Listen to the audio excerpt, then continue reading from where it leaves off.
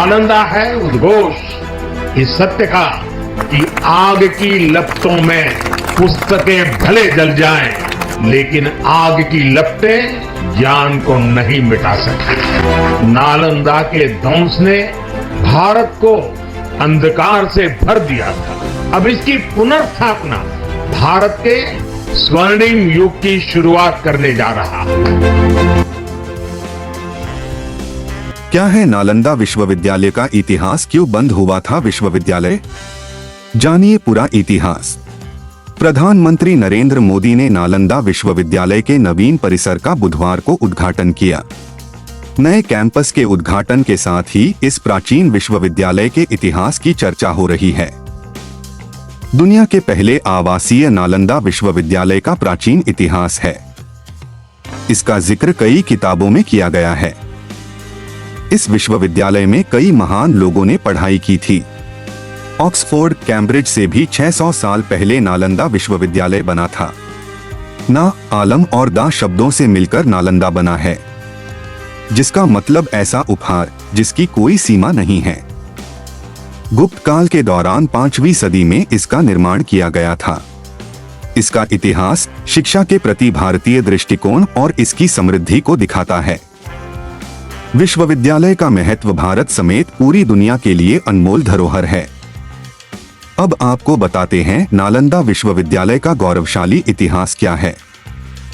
प्राचीन भारत का नालंदा विश्वविद्यालय एक प्रमुख और ऐतिहासिक शिक्षण केंद्र था। यह दुनिया का पहला आवासीय विश्वविद्यालय है जहां पर एक ही परिसर में शिक्षक और छात्र रहते थे। गुप्त सम्राट कुमार गुप्त प्रथम ने नालंदा विश्वविद्यालय की 450 ईस्वी संवत में स्थापना की थी। हर्षवर्धन और पाल शासकों ने भी बाद में इसे संरक्षण दिया। इस विश्वविद्यालय की भव्यता का अंदाजा इसी से लगाया जा सकता है कि इसमें 300 कमरे, 7 बड़े कक्ष और अध्ययन के लिए 9 मंजिला एक विशाल पुस्तकालय था। पुस्तकालय में 90 लाख से ज्यादा किताबें थीं। 10,000 से अधिक छात्रों को पढ़ाते थे। 1,500 से अधिक शिक्षक। नालंदा विश्वविद्यालय में किसी समय 10,000 से ज्यादा छात्र पढ़ते थे। इन छात्रों को पढ़ाने के लिए 1,500 से ज्यादा शिक्षक थे। छात्रों का चयन उनकी मेधा पर किया जाता था। सबसे खास बात यह है कि यहाँ पर शिक्षा, रहना और खाना सभी निःशुल्क था। इसमें भारत ही नहीं बल्कि कोरिया, जापान, चीन, Tibet, Indonesia, Iran, Greece, Mongolia जैसे देशों के भी छात्र भी पढ़ने के लिए आते थे। विश्वविद्यालय को ज्ञान को भंडार कहा जाता है। दुनिया में नालंदा विश्वविद्यालय को ज्ञान का भंडार कहा जाता रहा है। इस विश्वविद्यालय में धार्मिक ग्रंथ, literature, theology, logic, medicine, philosophy, astronomy जैसे कई विषयों की पढ़ाई होती थी।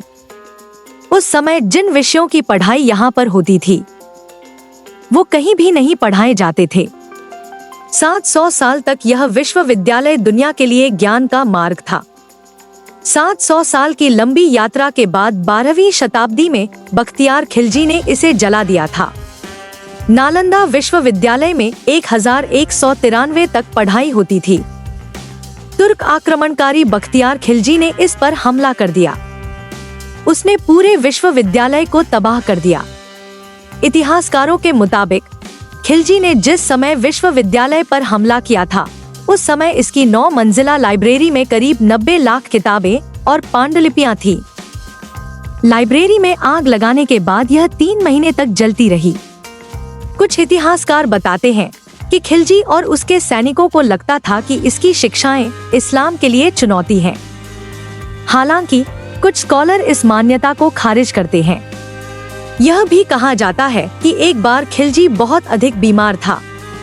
उसका इलाज कई तरह से किया गया, जिसे लेकर कई तरह की कहानियां बताई जाती हैं। कहा जाता है कि खिलजी अपने इलाज से खुश नहीं था और गुस्से में उसने इसे जलवा दिया था। तो उम्मीद करते हैं कि ये वीडियो आपको पसंद आया होगा। इसी तरीके का वीडियो देखने के लिए चैनल को सब्सक्राइब कर बेल आइकन को जरूर प्रेस करें।